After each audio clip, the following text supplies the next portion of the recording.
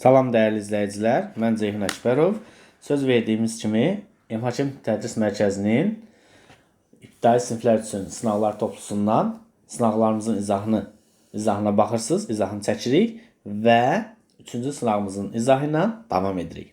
Diqqətlə baxaq. Söhbət Nurlan, Nihat və Hafizdən gedir. Hafiz və Nihatdan gedir. Aha. Diqqətlə baxaq.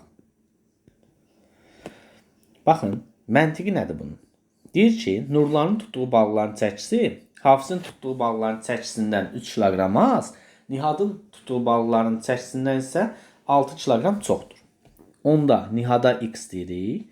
Nurlan olur x üstəgəl 6. Hafiz də Nurlandan 3 dənə çox balıq tutduğu üçün x üstəgəl 9 olacaq. Və bunların üçünün də cəmi deyir ki, nə qədərdir? 24.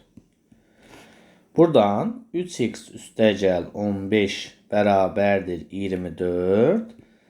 3x 24-dən 15 çıxırsan 9. X bərabərdir 9 bölü 3. X-i tapdım 3. Məndən Nurlanın tutduğu balıqların sayını soruşur.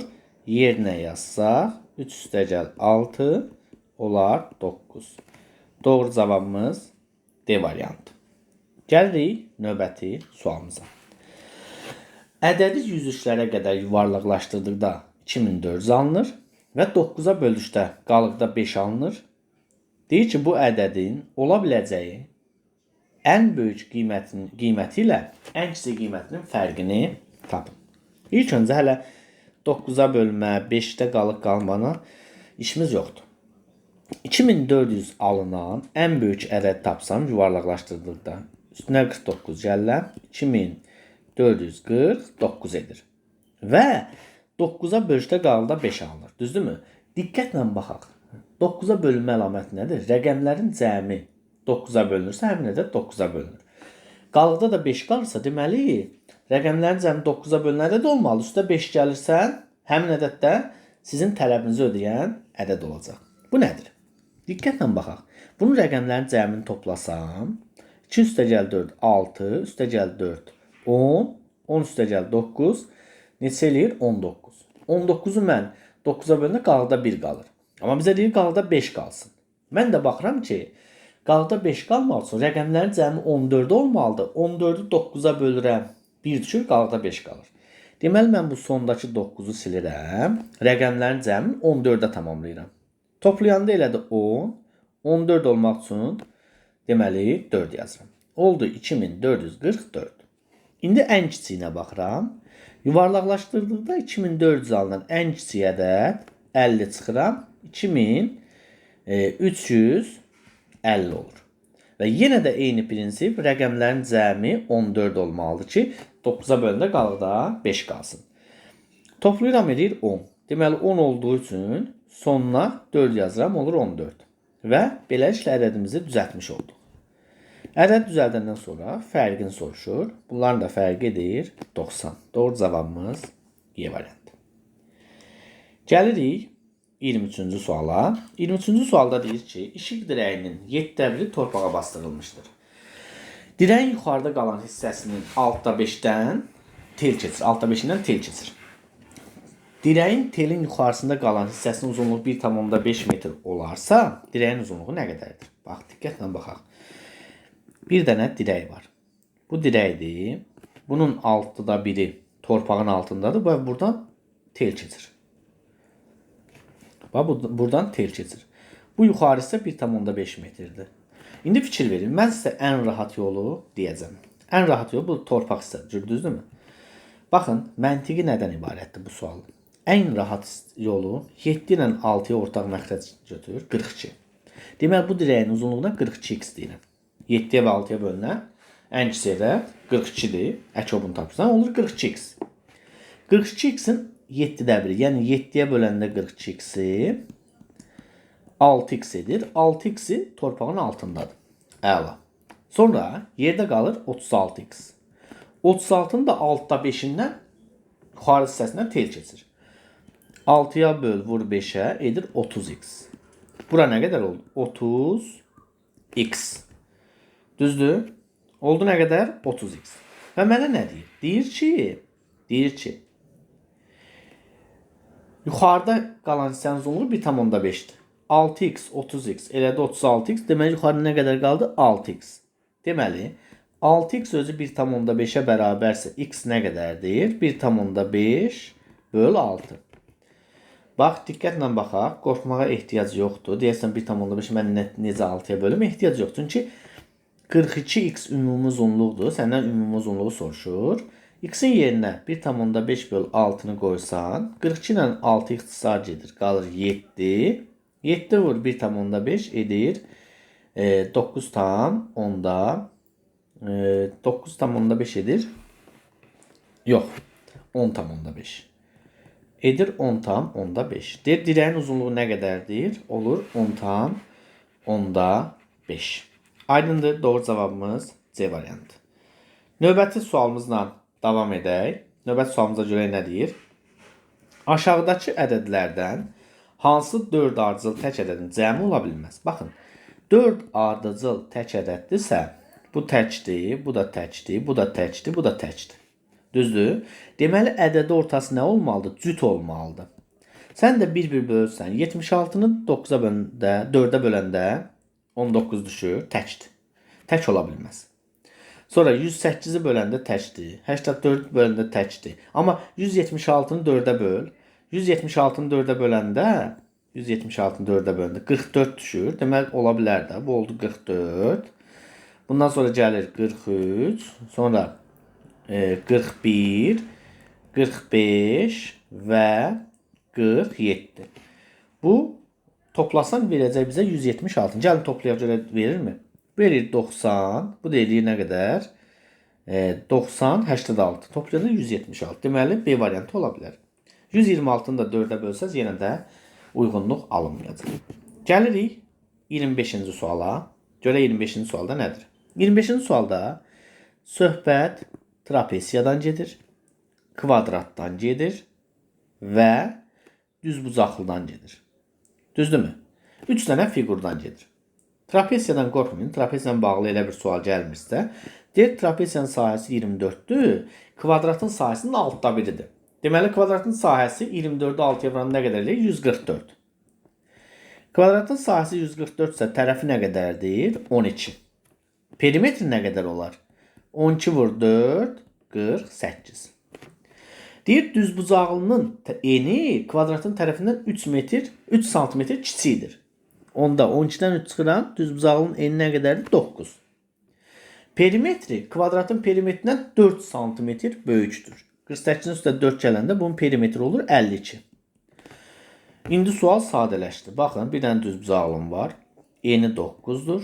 Perimetri 52-dirsə, 52-ni 2-yə bölünən bunların cəmi 26-nı verməlidir. Yəni 9 üstəgəli x vur 2 bərabərdir 52.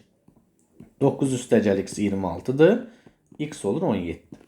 Mən tapdım ki, bunun uzunluğu nədir? 17. Və sizdən bunun sahəsini soruşur. Düzbucağın da sahəsi eni ilə uzunluğunun hasilidir. 9 17-yə vuranda 150, 370 olacaq. Doğru cavab B variantı. Növbəti sualımızla davam edirik. Növbəti sualımız 26-cı sualdır. 26-cı sualda deyir ki, 60 suallıq bir imtahanda hər düz cavaba 1 bal verilir. Hər düz cavaba 1 bal verilir. Hər səhv cavaba 0,25 bal çıxılır. Yəni 4də 1-i çıxılır. 0,25 4də 1 deməkdir. Baxın, doğru sual, səhv sual yazıram. Əgər x dənə suala doğru cavab vermişəm, onda 60 çıxılsın x suala səhv cavab vermişəm. Çünki doğru ilə səhv bir yerdə 60-dır. 60 sualımız var. Doğru suala görə 1 bal verilirsə, onda x-i 1-ə vururam. Eləyir 1x yazmaya bilərik. Səhv sualın hər biri 0,25 bal aparsa, yəni 4də 1 qədər bal aparır da, 60 çıx x böl 4 kimi yaza bilərəm. Yaxud da elə belə bu şəkildə yaza bilərəm. Düzdür?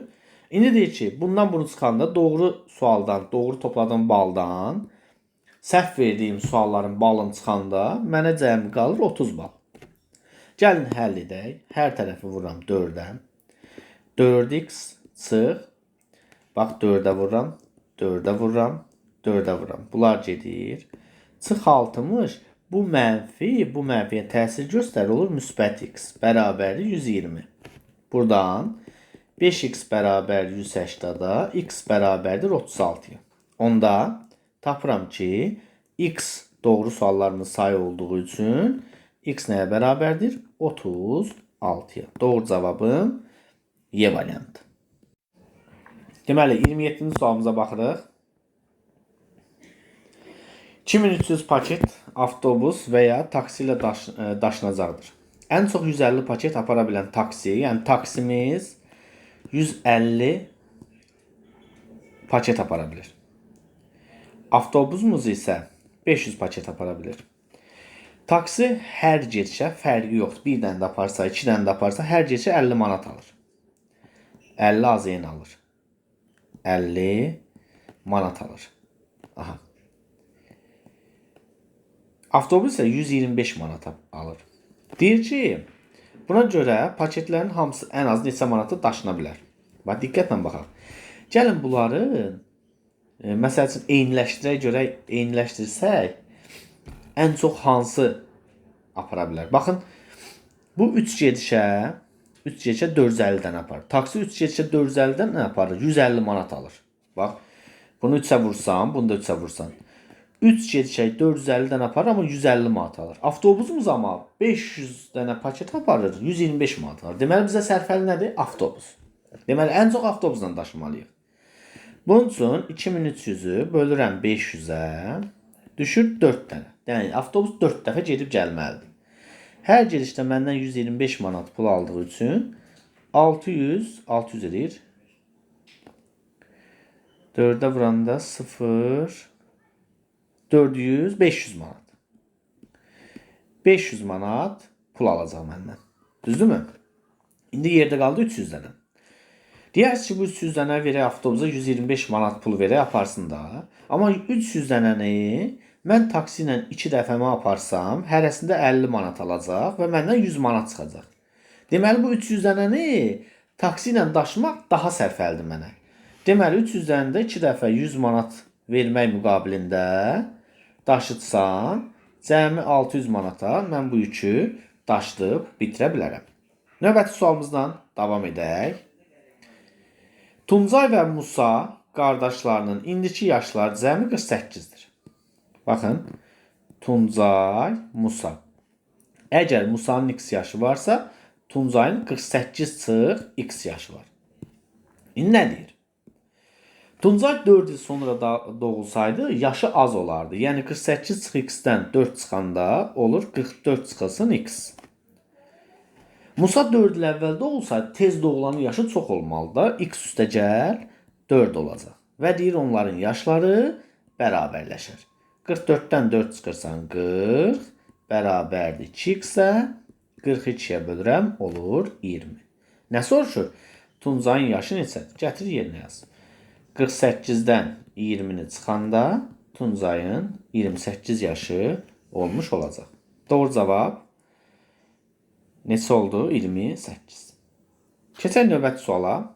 Bir tel 10 bərabər hissəyə bölünür.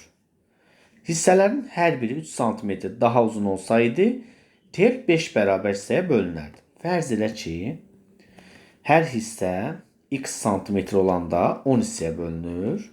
Onda uzunluq olur 10x. Deyir, 3 cm uzun olsa 5 hissəyə bölünür. Onda x üstə gəl 3-ü də 5-ə vursan, gəlib eyni məftin uzunluğuna bərabər olar. Onda 10x bərabərdir 5x üstə gəl 15, 5x bərabərdir 15-ə, x də bərabərdir 3-ə. X-i tapdım 3. Məndən nə soruşur? Deyir ki, telin uzunluğunu tapın. Telin uzunluğu ya burada, ya da burada yerinə yaz, tap. Burada yazmaq daha məqsədə uyğundur. 13-ə vururam. Olur neçə? 30. Doğru cavab B variantı. Növbəti sualımızdan davam edirik. Görək növbəti sualımız nədən ibarətdir? Deyir, Samir anadan olmasına 2 il qalmış, onun valideynlərinin yaşları cəmi 44-dür. Yəni 2 il qalmış yaşların cəmi 44-dürsə, Samirin 0 yaşı olanda, yəni anadan olanda bunların yaşları cəmi 48 olacaq. Çünki 2 il əvvəldən 2 il sonraya gedirsən. 2 il olmub, 2 ildən sonra Samir doğuldu. Bunların yaşı hər bir yaş 2 yaş artdı. Yaşları cəmi nə oldu? 48. Düzdür? Deyir ki, 1 il sonra onun və valideynlərin yaşları cəmi 126-dır. Demir doğulandan 1 il sonra. Nə vaxtsa. Samirin x yaşı olanda, deyək ki, Samirin x yaşı olanda x ildən sonra baş verəcək. Bu x ildən sonra deyək ki. Bunların 48 üstəgəl 2x yaşı olacaq. Nəyə görə? Çünki hərəsinin yaşı x ilə artacaq. Düzdürmü? Və deyir ki, 1 il sonra. 1 il sonra olanda Samirin x üstəgəl 1. Bu birislərin isə 48 üstəgəl 2x üstəgəl 2 olacaq. Nəyə görə? Çünki hərəsinin yaşı 1 yaş artacaq. Və yaşları cəmidir 126 olar. Gəlin toplayaq. 3x üstəgəl 51 bərabər 126-ya. 3x bərabərdir. 126-dan 51 çıxırsan 75. 75 3-ə böləndə 25. Deməli, Samirin neçə yaşı var? Samirin 25 yaşı olmuş olacaq.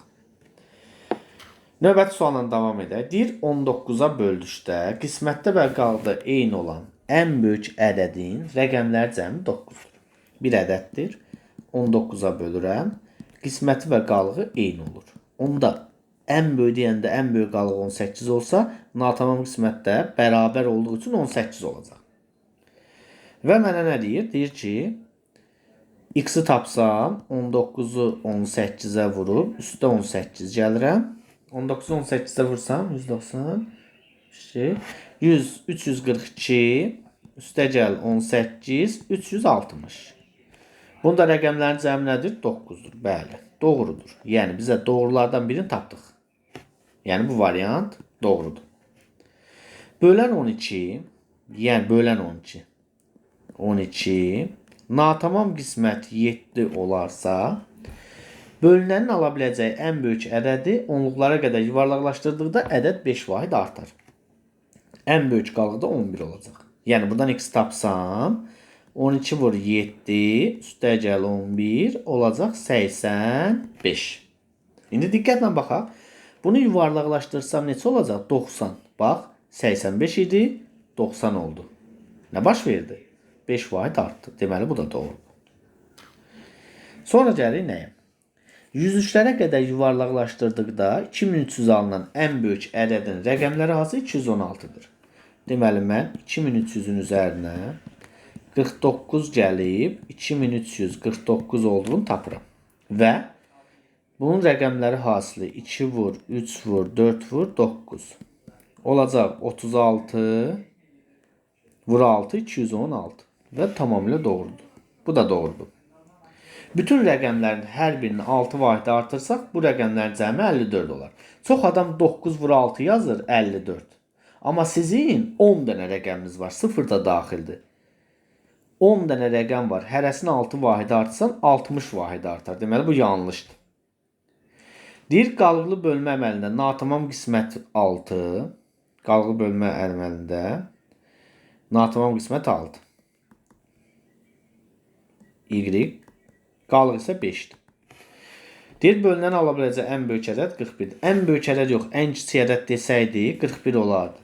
Ən böyük ədəd sonsuz sayda ola bilər. Məsələn, mən bura 70 yazsam, olar 425. Məsələn, nə yazsam, ədəd artacaq. Ona görə də bu da yanlışdır. Bizim doğru cavablarımız 3 dənədir. 32-ci suala baxıram. Aşağıdakı dairəvi qrafikdə 900 ağacın olduğu meyvə bağındakı ağacların bölümü göstərilib.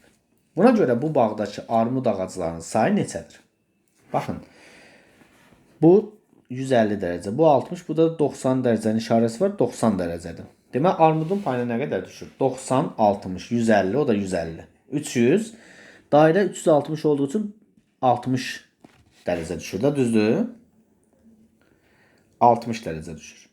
Deməli, 60 dərəcə dairənin neçədə biridir? 6-da biri. Deməli, ağacların da 6-da biri armudun payına düşəcək. 900-ün 6'da biri. Yəni 6'ya böl, vur 1'ə. Nə qədər edir? 150. Doğru cavab D variantı.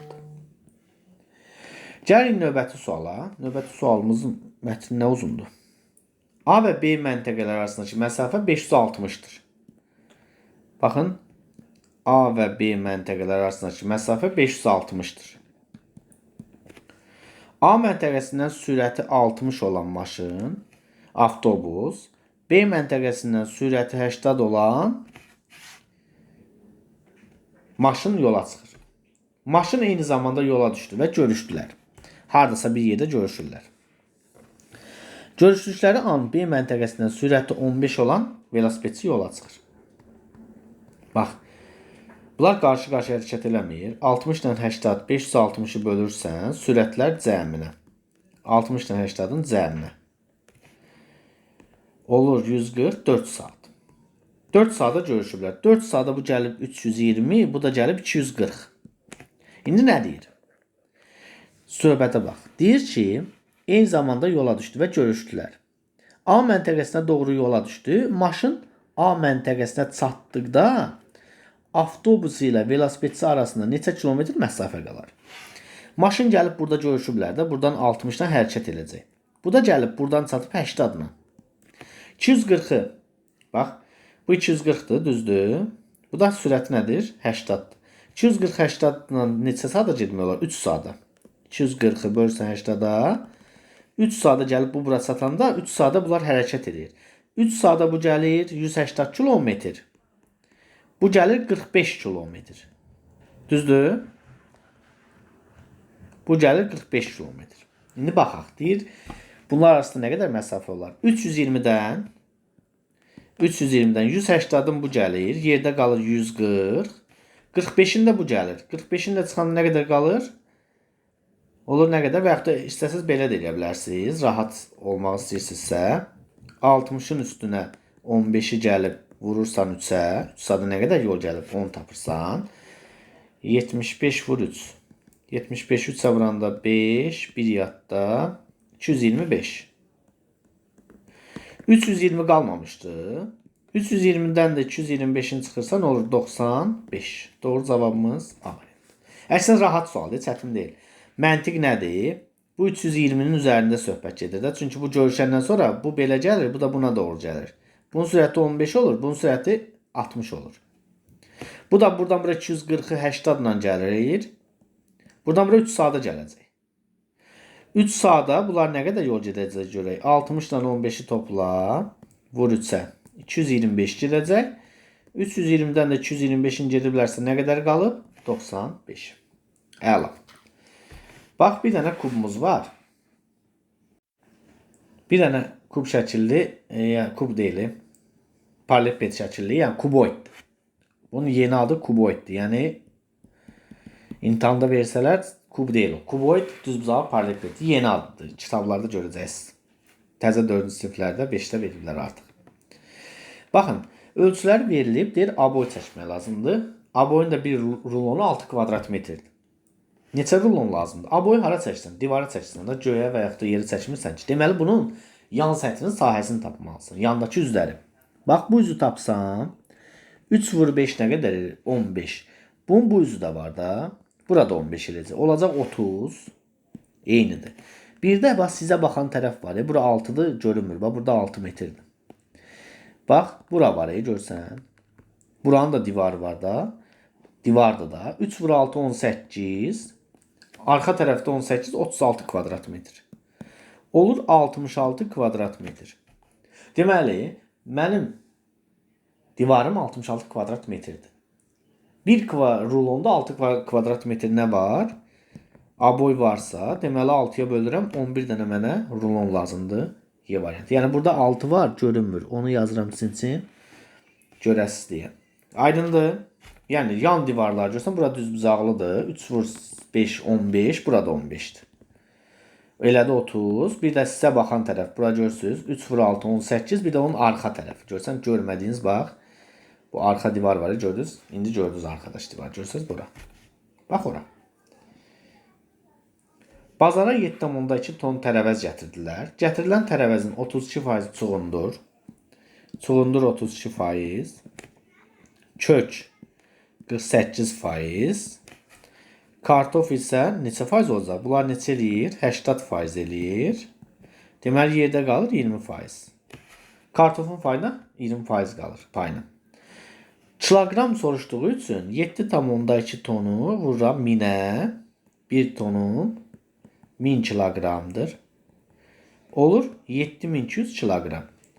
Bu 7200'ün 20%i kartofdur. 7200'ün də 20%ini tapıram. 20'yə vur bölü 100'ə. Ədədin 20%ini tapmaq, onun 5'də 1'ini də tapmaq deməkdir. Yəni 5'ə də bölsəydiniz, cavabınız alınmış olardı. Doğru cavabımız Y variantı. Növbəti sualımızdan davam edək. Görək növbəti sualımız nədir? Nədir belə? Aha. 4 qabda cəmi 84 litr su var. 4 qabda cəmi 84 litr su var. İkinci qabda birinci qabdan 2 dəfə az. Yəni baxın 4 dənə qabımız var. Birinci, ikinci, üçüncü və dördüncü qab. 4 qabda cəmi 84 litr su var. İkinci qabda birinci qabdan 2 dəfə az. İkinci qabda birincidən 2 dəfə azdırsa, ikincidə x-dirsə, birincidə 2x-dir. Dördüncü qabda birinci qabın 2 mislindən 12 litr az var. Birincidə 2x yoxdur. 2 misli 4x çıx 12. İkinci və üçüncü qabda eyni miqdarda su var. 2-də x-dirsə, 3-də də x-dir. Və cəmi nə qədərdir? 84. Topla. 2x üstəgəl, x üstəgəl, x çıx 4x üstəgəl 4x çıx 12 bərabərdir 84. 8x çıx 12 bərabər 84. 8x 12-ni digər tərəfə keçirəndə üstəgəl olur 96. 96-nı 8-ə böləndə 12. Dördüncü qabı soruşur. Dördüncü qabında tutumu 4x çıx 12'dir.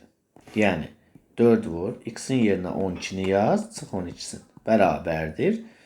48 çıx 12, 36. Doğru cavab A variantı.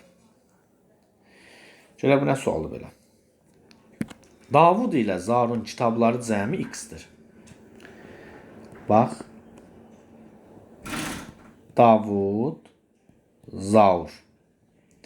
Əgər Davudun kitablarının sayına ilə d desəm, Zaur x çıxdı olar da. Düzdür? Məntiqi bildiniz? Çünki ikisinin cəmidir x-dir. Deyir ki, Davudun kitablarının sayı əgər Davud Zaura y-qədə kitab versə, Davud Zaura y-qədə kitab versə, Davuddan y-qədə kitab azalır, əvəzində Zaurda y-qədə kitab artır. Deyir, Davudun kitablarının sayı Zaurun kitablarının 3-də 1 qədər olar. Deməli, çox kimdədir? Zaurda. Mən Davudu 3-ə vursam, gəlib Zaura bərabər olar. Buradan 3 Davud çıx 3y bərabərdir x çıx Davud üstəgəl y. D-ları bir tərəfə keçirsəm 4 Davud bərabərdir x üstəgəl 4y. Buradan Davudu tapıram. Davud da bərabərdir x üstəgəl 4y böl 4. Davudu tapdım. İndi gəlin Zauru tapaq. Zaurda d-nın yerinə bunu yazsam, yəni bax yerinə yazsam, görək yerimiz çatacaq mı? Aha. Bax, x çıx d-nın yerinə yazam 4, x üstəgəl 4y bərabərdir. 4 ortaq məxrəc. 4'ü x-ə vuranda 4x çıx x. Bu çıx bu üstəgələ təsir edir. Bax. Bu çıxma bu üstəgələ təsir edir. Olur mənfi çıx 4y. Buradan da olur 4. 3x çıx 4y. 4x-dən x çıxanda 3x çıx 4y böl 4. Bu da oldu Zaur. Zaur da bərabərdir bu. İndi deyir Davudun kitabları, Zaurun kitablarının sayı neçə ədəd çox? Demək Davuddan Zauru çıxmalıyam. Yəni x üstəgəl 4y böl 4-dən çıxıram. 4 bölünsün 3x çıx 4y. Məxrəclər bərabər 4 qalır. X üstəgəl 4y-dən çıxıram 3x-in. Mənfi müsbət 4y. bərabərdir. Görək bunu yazmağa yerim qalacaqmı? Buradan yazım. İndi artıq yuxarını silirəm. Buradan buranın izahını başa düşdünüz də. Buranı silim. Onsa videonu qabağa çəkib saxlayıb baxa bilərsiniz. Buranı silim ki, mən sualımı bitirim. Aha. Gəlirəm bura. 4 ortaq məxrəc. X-dən 3x çıxanda -2x üstə gəl. 4y-dən 4y 8y. İxtiyarımız var ki, bunu belə yazım da. Mənfini itirmək üçün 8y-dən 2x-i çıxın. 2-yə ixtisar eləsəm, olacaq. Yuxarını da 2-yə bölsəm, yəni 2-ni mötərizənin xaricində çıxarsam 4y çıx x böl 4. Bunlar ixtisar gedir. Qalır 4y çıx x. Bölməni də aşağıda 2 qaldığı üçün bölməni bu şəkildə yazıb. Kəsirdən keçir nöqtəli bölməyə. Yaxud da belə yaza bilər. Drop kimi. Doğru cavab B variantı olmuş olacaq. Əksinə belə rəqəmlə versə çətin sual deyil. Hərflərlə verir deyə adam sizə çətin gələ bilər. Gəlirik növbəti suala. Görək növbəti sualda nə deyir? A körpüsündən əks istiqamətdə sal gedir. Sal belə gedir. Kater də belə gedir. Deyir kater 1 saatdan sonra 24 km/saat olan kater yola düşdü. 1 saatdan sonra kater sala çatmaq əmri aldı. 1 saat bu gedib. 1 saat gedib 24 km/saat sürətlə. Bir əmma var. Burada məntiq nədir? Bu salın 1 saata çayın sürəti x qədər gedib. Bu isə x üstə gəl 24 qədər gedib. Düzdür? Geri qaydanda x üstə gəl 24 qədər uzaqlaşmıb. Geri qaydanda yenə də öz sürəti ümumiyyətlə yadda saxlayın. Salla kater. Və məntiqinə fikir verin. Salla kater eyni istiqamətdə də əks istiqamət getsə, orada yalnız katerin öz sürəti qalır. Yəni yenə o deməkdir ki, bu elə bundan 24 km uzaqlaşıb. Katerin də sürəti öz sürəti 24 olduğu üçün 24'ü 24'ə böləm nə qalır? 1. Bu məntiqdən çıxan nəticədir. Aydındır? Gedir bura qədər x üstə gəl 24. Bu yolu qayıtmalı da tərsinə dala. Düzdür? Tərsinə qaydanda bu artıq axının əksinə istiqamətdə gedir. Oradan x çıxır, qalır elə 24. Sürət 24 olur. Bu elə 24 yol getdiyi üçün 24'ü 24'ə böləndə 1 edir. Bu məntiqi əsasdan çıxma nəticədir. Doğru cavab A variantı. Biraz özünüzün təhlil etsəz orada diqqətlə görmüş olarsınız. Tərəfləri müxtəlif olan natural ədədlərlə ifadə olunan üçbucağın bir tərəfi 9'dur, digər tərəfi 17'dir. Perimetrin ən az neçə santimetr olduğunu deyir. Bura x olsun.